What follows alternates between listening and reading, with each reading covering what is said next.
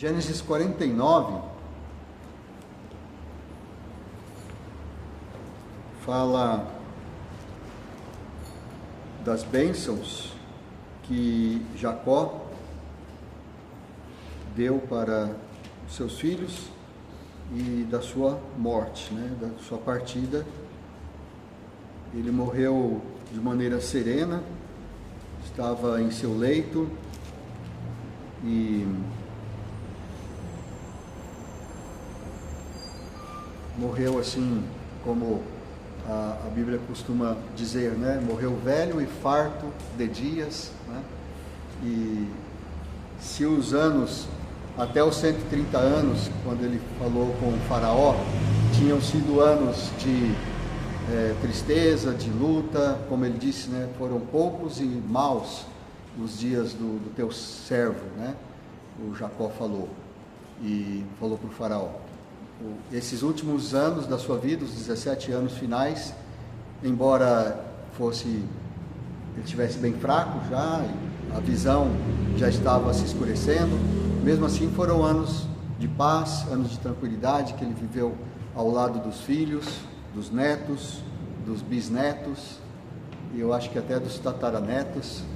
Ele viu essa geração e ele morreu velho e farto de dias, como a Bíblia costuma dizer, Só recapitulando, no capítulo 47 de Gênesis, é quando ele vai e se apresenta a Faraó, e o José, é uma coisa interessante aqui no capítulo 47, é que o José, ele separou 5 dos seus irmãos para apresentar ao Faraó. Ele não levou todos os irmãos, Ele separou 5 irmãos e levou lá para o faraó. Quem seriam esses irmãos, eu acho que Judá era um deles, o Benjamim com certeza, E quem seriam os outros, que ele escolheu para falar lá com o faraó? Então ele apresentou para o faraó, pediu de certa forma permissão para que eles ficassem lá na terra de Gósen, que era a melhor terra. O faraó aceitou com alegria isto, E aí, no 47, continua falando da maneira como José administrou as coisas lá e ganhou tudo para o faraó. Então, no capítulo 48, é quando José adoece e também ele abençoa o Manassés e o Efraim. E aí, ele fala, inclusive, de uma herança que ele ia dar a mais para o José. No final do capítulo 48, ele deu um declive montanhoso, diz no 48, 22, último versículo do 48. Um declive montanhoso, o qual tomei da mão dos amorreus com minha espada e com meu arco. Então ele era guerreiro, valente, Ele tomou dos amorreus, Jacó já fazia guerras, Então ele tomou lá dos amorreus, então pertencia a ele agora, mesmo ele não estando lá. Então ele deu isso como herança para o José, a mais, do que os irmãos dele, E aí no 49, então, é a bênção. A bênção, o Jacó chama os seus filhos, ele já estava bem adoecido, e ele então falou: eu vou abençoar meus filhos, antes que eu morra. E ele deu a bênção de cada um. Então é interessante que ele foi falando lá de cada um, desde o Rúben até o Benjamim. Ele foi falando aí por ordem de nascimento. E o Benjamim, ele compara a um lobo, em algum momento eu pensei que o Benjamim era comparado a um leão, mas eu não achei. Se alguém achar aí em algum lugar que ele é comparado a um leão, me fala, mas eu acho que não, que eu estava enganado. Ele é comparado a um lobo aqui, e quem é comparado a um leão é o Judá. O Judá é comparado a um leãozinho na beira do caminho. E então é interessante porque ele associa um animal ou alguma outra coisa, com alguma outra ilustração com cada um deles, né? E fala das bênçãos. E tudo isso também são profecias, são coisas que vão se cumprir na vida dos seus filhos e das tribos, né? Dos seus descendentes. Então, quando ele fala Judá, Benjamim, Simeão, Levi, então ele fala tanto do filho, mas na verdade não é só o filho, ele está falando da sua descendência, né? Como que seria cada tribo. Então, ficou essa profecia aqui, no capítulo 49, e no final do capítulo 49, ele diz então que ele deu ordens aos seus filhos, né? E ele disse aqui no versículo 30, vamos ler 49, do 29 até o 33, que é os últimos versículos do capítulo 49, diz assim: depois lhes ordenou, dizendo: eu me reúno ao meu povo, sepultai-me com meus pais na caverna que está no campo de Efron, o Eteu, na caverna que está no campo de Macpela, fronteiro a Manre, na terra de Canaã, a qual Abraão comprou de Efron com aquele campo, em posse de sepultura. Ali sepultaram Abraão e Sara, sua mulher, ali sepultaram Isaque e Rebeca, sua mulher, e ali sepultei Lia. Então é interessante isso, né, que ele menciona a Lia e ele não fala nada da Rebeca. Rebeca era quem ele amava mais. Então no começo ele queria se casar só com a Rebeca, ele não queria a Lia. Mas a Lia acabou se tornando a melhor esposa para ele, que deu mais filhos, que esteve ao lado dele até o final, porque a Rebeca, ela morreu, né, ainda relativamente jovem, no parto de Benjamim. Mas eu acho que essa atitude do José, do Jacó, mostra como ele foi se transformando ao longo do tempo. Isso acontece em nossas vidas. Quando nós somos jovens, nós temos muitas ideias, muitos projetos, muitas perspectivas, e ao longo do tempo a gente vai amadurecendo, porque as coisas não vão acontecendo como a gente esperava. Durante a vida a gente vai vendo a realidade, que é bem diferente do que a gente imaginava, e muitas coisas acontecem que a gente nunca esperaria que acontecessem em nossas vidas, mas quando a gente está servindo a Deus, buscando a Deus, a gente vai entregando tudo isso nas mãos dele, sabendo que Deus tem um plano em todas as coisas, e a gente vai se conformando. Essa palavra se conformar, às vezes é vista como pejorativa, né? Você não pode se conformar com a situação. Até no meio evangélico, quando se fala em se conformar, parece que está xingando, né? Parece que você não pode se conformar, você tem que ter fé, tem que buscar a sua bênção, tem que fazer como Jacó, né, que lutou com o anjo até, enquanto o anjo não deu a bênção, ele não largou o anjo, né? Se você se conforma, então você não está tendo fé. Não é bem assim, né? O conformar-se faz parte da nossa fé, porque muitas coisas que a gente pede a Deus, Ele não nos dá.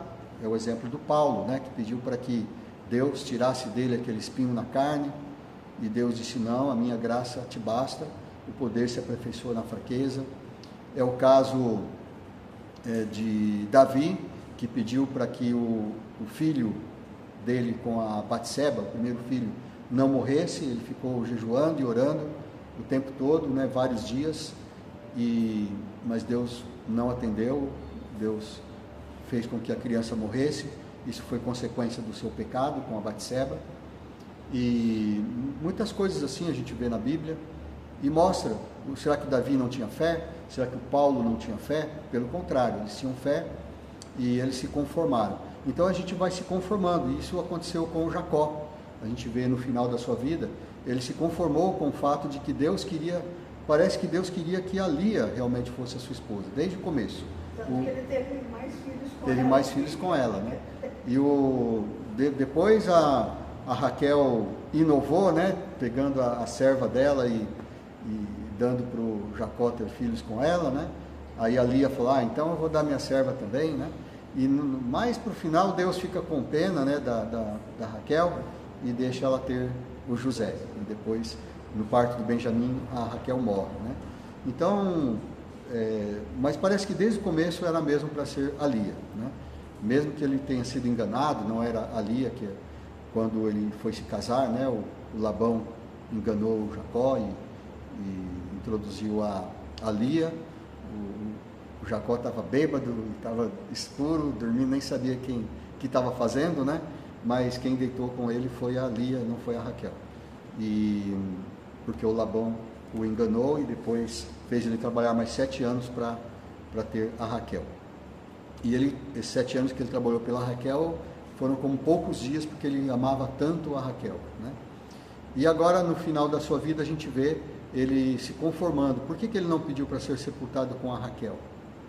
Né? Porque a Raquel, ela morreu no meio do caminho, quando eles estavam indo de Siquém para Hebron, estavam descendo, né, do norte para o sul, lá em Israel, lá em Canaã, e ela foi sepultada ali, parece que em Efrata, né, entre Belém e alguma cidade lá. Então, ali foi que a Raquel foi sepultada. Então, mas ele pediu para ser sepultado com Lia, dando a Lia a honra, né, porque ele cita Abraão e Sara, Isaque e Rebeca. E aí ele falou, e ali eu sepultei Lia, então eu quero ser sepultado ao lado da Lia. Então ficaria Abraão, Sara, Isaque, Rebeca, Jacó e Lia, né? Sem contar que a Lia foi a mãe do Judá. Ela foi a mãe do Levi, que se tornou, né, a tribo sacerdotal, e ela foi mãe de Judá, que se tornou o rei, né? O rei eterno, porque Deus, ele através de Davi, ele trouxe Jesus para ser o rei eterno, então da descendência de Davi. Então a Lia foi muito honrada, a gente vê isso no final do capítulo 49, e aí ele então morre e ele dá essa instrução, ele fala para eles não enterrarem no Egito, para levarem para lá. E quando ele morre, aqui no capítulo 50, então fala o que aconteceu logo após a morte de Jacó. Esse é o último capítulo de Gênesis, e aqui mostra o que aconteceu, que eles choraram muito, que ele foi embalsamado, durava 40 dias esse embalsamamento, né? Era uma preparação que os egípcios faziam com o corpo, né? Para o corpo não entrar em decomposição. Então ele ficou 40 dias fazendo esse tratamento com perfumes, com ervas e coisas medicinais, para que não apodrecesse, né, o corpo. E depois ainda ficaram mais 30 dias chorando o Jacó, então ficaram 70 dias de luto, né? Mais de 2 meses, 2 meses e 10 dias. Depois eles juntaram todo mundo, o faraó acompanhou, todos os oficiais do faraó com seus carros, foram até Canaã para sepultar o Jacó. Então José, ele tinha prestígio, né, ainda, então ele era o segundo no Egito, né? Então ele tinha esse privilégio de levar toda a corte para fazer o sepultamento do Jacó. O sepultamento de Jacó foi como o sepultamento de um rei, né? De uma pessoa muito importante. E então levaram, e quando eles chegaram, antes de atravessar o Rio Jordão, do lado leste do Rio Jordão, no mesmo, eu acho que é quase no mesmo lugar onde depois, né, uns 200, 300 anos depois, mais ou menos, né, os filhos de Israel iam atravessar, estavam com Moisés, né, para atravessar. Então, naquele mesmo lugar, eles pararam ali e prantearam o Jacó ainda por 7 dias, né? Mais 7 dias, mais uma semana. E isso chamava atenção. Então, os povos lá de Canaã viram, né, todo aquele cortejo, aqueles carros bonitos, aquelas pessoas vestidas de príncipes, né, todos ali, falaram, é uma pessoa importante que eles estão sepultando ali. E aí, eles sabiam que eram egípcios, né, que estavam ali, então eles deram o nome daquele lugar de Abel Mizraim. Mizraim se refere ao povo do Egito, né? E Abel é mais ou menos a ideia de um sopro, ou a gente poderia dizer um suspiro, né? Talvez um suspiro de dor, né? por causa do pranto que eles levantaram ali. Então aquele lugar ficou se chamando Abel Mizraim. Então do lado leste do Rio Jordão, do lado oriental do Rio Jordão, mais ou menos na altura de Jericó. Então quase o mesmo lugar que depois, 200 anos depois, 200 e poucos anos depois, os israelitas iriam se ajuntar quase em 2 milhões para atravessar. Então Jacó foi sepultado ali, e no capítulo 50 também fala da morte do José. Mas antes, logo quando Jacó morreu, os irmãos do José, eles foram falar com ele. Falaram: nossa, agora o nosso pai morreu, agora é a hora do nosso irmão se vingar da gente, né? Então vamos falar com ele, vamos chorar lá, né, diante dele, para que ele não se vingue de nós. Isso está no capítulo 15, né? Gênesis 50, 15. Os irmãos, então, eles foram lá, e a resposta do José é muito, muito interessante, né? E é um exemplo para nós, né, de perdão. O José fala assim, no versículo 19, Gênesis 50, 19. Respondeu-lhe José: não temais, acaso estou eu em lugar de Deus? Vós, na verdade, intentastes o mal contra mim, porém Deus o tornou em bem, para fazer como vedes agora, que se conserve muita gente em vida. Não temais, pois, eu vos sustentarei a vós outros e a vossos filhos. Assim os consolou e lhes falou ao coração. Então, muito bonita essa atitude do José, e mostra então a fidelidade do José a Deus, né? E falando, não estou no lugar de Deus, né? Deus, vocês quiseram fazer mal para mim, mas isso era um plano de Deus. Deus tornou esse mal em bem. Na verdade, era um plano de Deus para que eu salvasse toda a família. Essa foi a resposta do José. E de fato, isso aconteceu. O José, ele viveu 110 anos, né? Alguns dos seus irmãos viveram mais do que ele, mas como José era mais novo, eles morreram assim, mais ou menos no mesmo tempo, né? Aqui diz que o José chama os seus irmãos no versículo 24, 50, 24, José chama os seus irmãos e ele fala: olha, não me sepultem aqui no Egito. Mas quando fala os seus irmãos, eu acho que não eram os seus irmãos Judá e Levi, porque talvez alguns deles já tinham morrido e hoje já estavam para morrer também, né? Então, quando fala irmãos na Bíblia, nem sempre está se referindo a irmãos, por exemplo, filhos do mesmo pai ou filhos da mesma mãe. Mas irmãos também significa parentes, né? Ou seja, os meus, pode ser primo, pode ser tio, né? Os netos, né? Todos são irmãos que moram ali. Inclusive, isso é um dos argumentos que a Igreja Católica utiliza para negar que Jesus tivesse irmãos. Porque a Bíblia diz que Jesus tinha irmãos e irmãs, né? Lembra lá quando ele estava em Nazaré, quando ele pregou em Nazaré, e ele leu Isaías capítulo 60, e 60, né? Ou 61, acho que é 60. E ele disse: hoje está se cumprindo essa escritura. Então ele estava se declarando o Messias. Os judeus entenderam isso, e eles falaram assim: mas esse aí não é o José, o Jesus, filho do José, o carpinteiro? Não vivem entre nós os seus irmãos e as suas irmãs? E em outro lugar fala até os nomes, né, dos irmãos de Jesus. Acho que um se chamava José, outro se chamava Tiago, não é? Falava das irmãs também, né?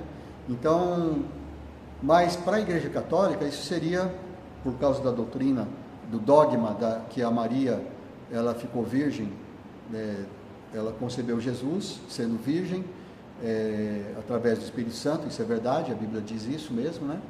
Mas nós acreditamos, pelo contexto, que a Maria depois teve uma vida normal com José, né? E teve filhos com José, então Jesus teve irmãos. Mas a Igreja Católica tem um dogma, né? Que isso foi estabelecido depois em algum dos concílios da Igreja Católica, que que Maria morreu virgem, né, que ela ficou virgem e ela não teve filhos. Então, dizer que Jesus tinha irmãos seria um sacrilégio, seria ofender essa doutrina dos católicos. Então, eles usam como argumento justamente isso que eu estou dizendo, né, que quando a Bíblia fala irmãos, nem sempre está querendo dizer irmãos filhos do mesmo pai ou da mesma mãe, né, mas pode ser primo, pode ser outro tipo de parente. Então fica aí, como a Bíblia não diz nem sim nem não, ela só nos dá evidências, né, e aí cada um crê nas evidências que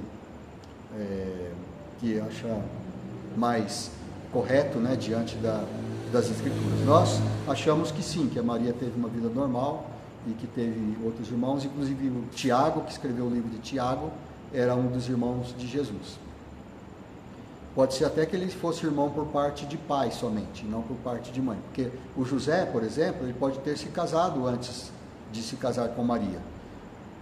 Parece até que José era bem mais velho do que Maria, porque não se menciona o José quando Jesus já está com 30 anos, começa o seu ministério, só menciona Maria. E quando Jesus morre na cruz, ele fala para o João a receber como mãe. Isso significa que a Maria naquele momento não tinha marido, estava desamparada, ou seja, ela estava viúva. Então José provavelmente era bem mais velho do que a Maria pode não ter sido a única esposa dele, pode não ter sido a primeira, ele pode ter sido viúva, e pode ter tido irmãos, filhos, né, como Tiago, por exemplo, pode ter sido irmão de Jesus por parte de pai, quer dizer, para os olhos humanos, né, mas na verdade José era pai adotivo, e assim por diante, né? Então a gente vai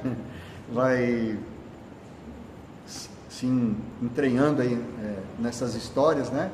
E aí não tem fim. Mas então José, quando ele fala para os seus irmãos, ele está falando ali para os seus familiares, para os seus parentes, para não enterrá-lo no Egito. E termina o capítulo 50 de Gênesis, e termina também o livro de Gênesis. O último versículo fala que o José morreu com 110 anos, e eles embalsamaram José e o colocaram no caixão no Egito.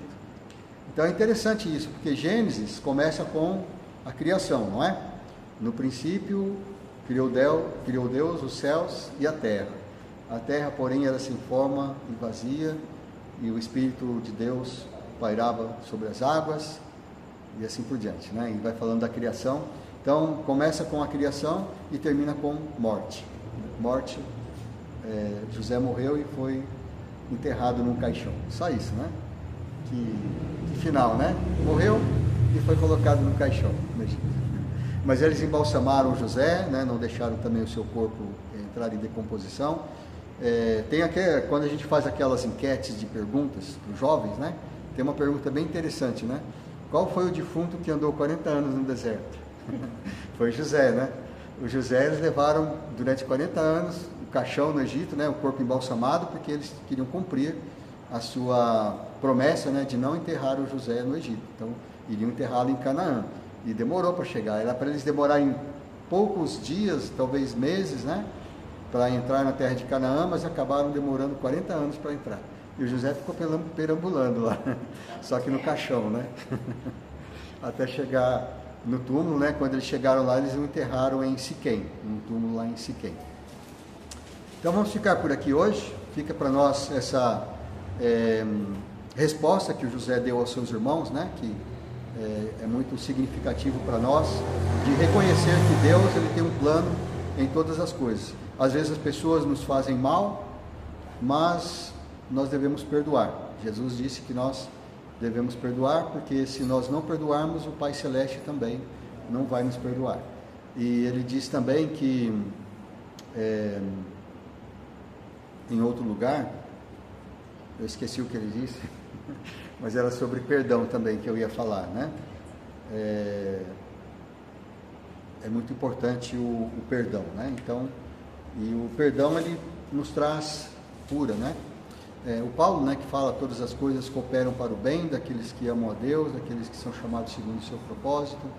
E a gente sabe que aquele ditado que diz que há males que vêm para bem, não está escrito na Bíblia, mas poderia estar escrito, porque a Bíblia realmente mostra isso através de coisas assim como aconteceu com José. ele reconheceu que o mal que fizeram para ele, Deus transformou em bem.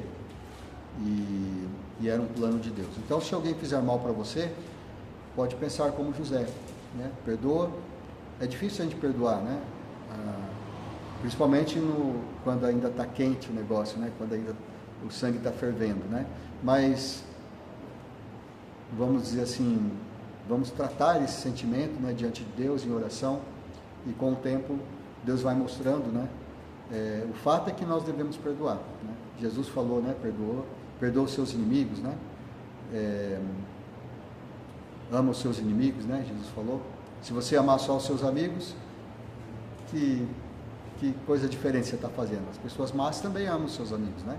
Então você tem que amar os seus inimigos. Ele falou, se tiver sede, dá de beber, se tiver fome, dá de comer. E o Paulo também falou, né? Não te deixes vencer do mal, vence o mal com o bem. Então a Bíblia está cheia de referências a isso. Amém? Então vamos terminar com mais uma oração.